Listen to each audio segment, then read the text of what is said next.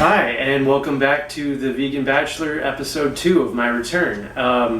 Right now it's fall in Michigan. It's really nice. There's some football on TV. It's one of everyone's favorite time of year here. So, got to make something classic American right now. So I was thinking vegan pizza. Not really classic American at all, but I'm going to make it anyways because it's one of my favorite recipes since I've taken a break. And I make it probably every other week, so I just like it that much. It's cheap, it tastes really good. So yeah, let's jump into it. So first things first, I have some dough from Trader Joe's. This is a garlic herb dough. I've tried the whole wheat one. This one is my favorite. Whole wheat was good too, but I'm gonna go with this one. Up next, this is also from Trader Joe's. This is roasted garlic marinara pasta sauce.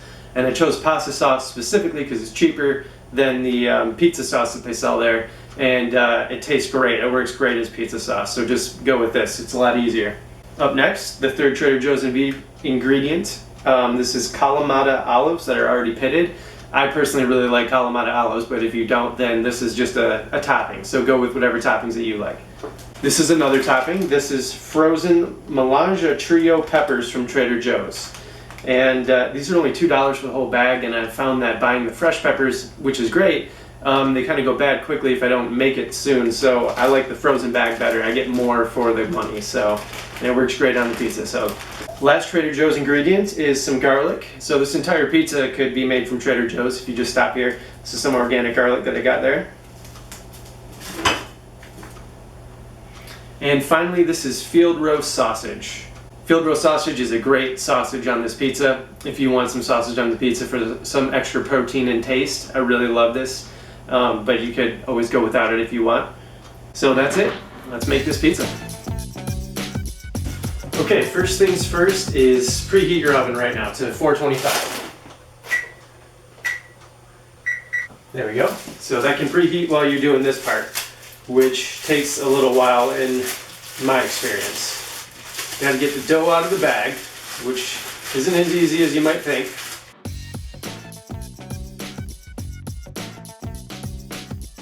So got that done. Just want to make sure this didn't go bad. Only had it for about a week.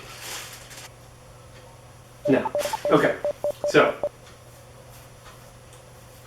I found this part to be a little bit of a challenge, getting it into a shape. The pan that I'm using here, this is a circular frying pan. It's the best pan that I currently have for this. So use any pan that you have. I've used rectangular pans as well when I needed to. So I'm just going to go with this one because it's pretty good for the non-stick factor. So I'm going to shape mine into a circular shape, but you can shape yours into whatever shape that you need to. The reason why I don't just put it in the pan and start going from there is it will stick to the pan. If you cook this, in my experience, if you cook this without any oil underneath it, you have to shovel it from the pan. It gets completely stuck, and it ruins the whole thing. So if you have a way to avoid that, then go ahead and do it. I don't know what it is, so I do have to add oil to my pan. So I'm going to do that now. And spread it all around. That's probably too much oil. Oil-free people are freaking out right now. Okay. So there it is. And I'm going to get an angle of this when it's done in the pan here for you. Maybe one day I'll have a camera person. Okay. That looks pretty good. I'm going to grab the camera and show you.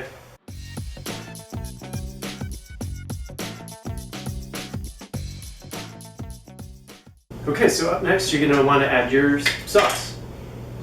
And you can just pour it on. You're going to want to use half of this jar. So here's our pizza with the sauce. You just want to spread this right over. There we go. That looks perfect. Now the next step is to add one of our field roast sausages.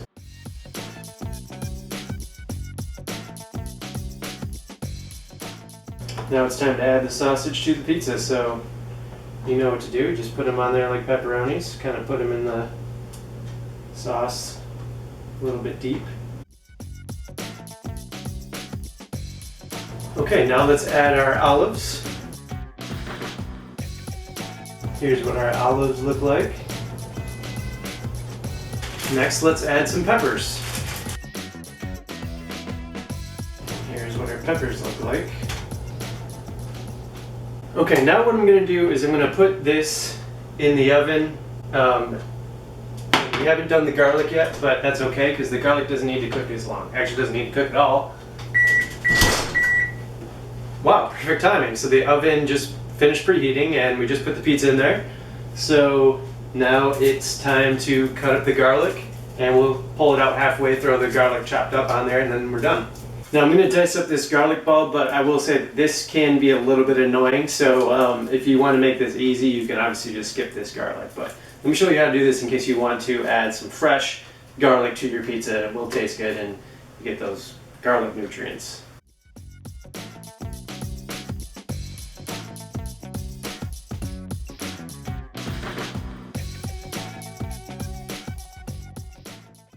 Okay, now that the garlic is chopped up, that's the perfect time to check the pizza.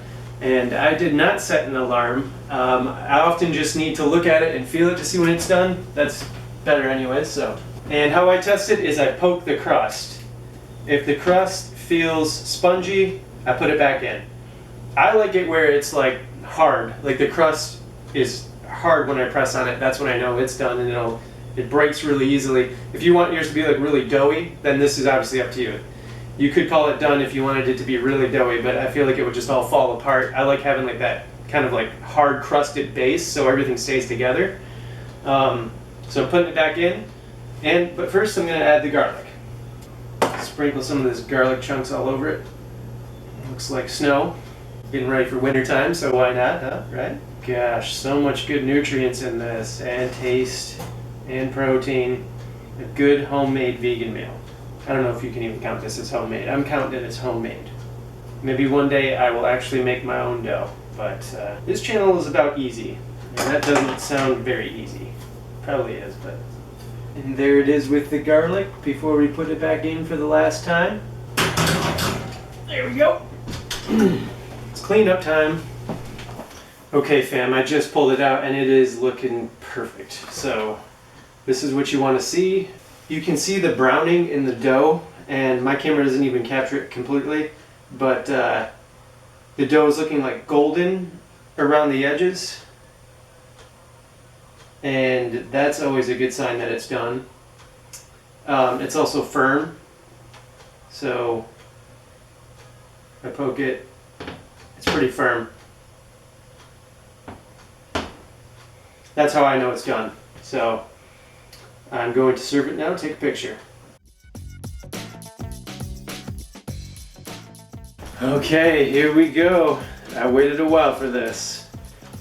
Here's what our slice looks like. Now you might be thinking, this gets only 4 slices? Like, I could eat that in one sitting, no problem. No, this is very filling slices. It's something about the dough. I can only eat 2 of these slices and I'm full, especially if you pair it with like a chip and hummus or some carrots and hummus, whatever you want to pair it with. And this is very filling and very tasty. So let me just confirm the taste for you right now.